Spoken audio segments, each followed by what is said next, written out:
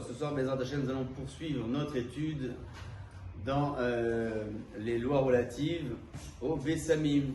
Les Bessamim, ce sont donc les différentes plantes que l'on peut sentir et qui ont une très bonne odeur, pour lesquelles Halakha nous exige une Beracha spécifique.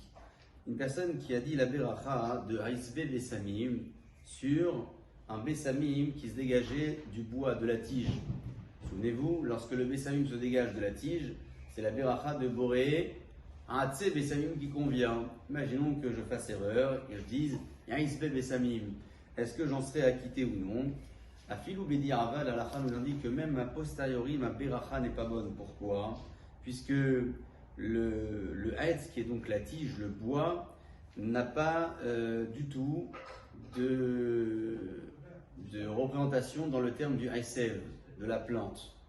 Lorsque je dis le Haïsev, Haïsbe Bessamim, je parle uniquement de tout ce qui s'apparente à la plante. Or, la tige n'en fait pas partie. Voilà pourquoi une personne qui se trompe de bracha et qui dit Haïsbe Bessamim sur un bois qui dégage une très bonne odeur, devra donc a priori reprendre la bénédiction, reprendre la beracha qui convient. Si jamais la personne qui a fait cette erreur n'a pas dit Haïsbe Bessamim, elle a dit une bracha qui est complètement différente des Bessamim. Ça vous paraîtra étrange, mais ça peut exister également de se tromper dans ce domaine-là. Imaginons que je dise la bracha de Sheakol Niavisvaro pour sentir un Bessamim.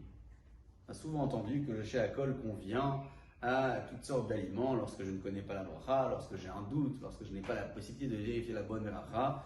Qu'en est-il lorsqu'il s'agit non pas d'un aliment, mais plutôt d'un Bessamim?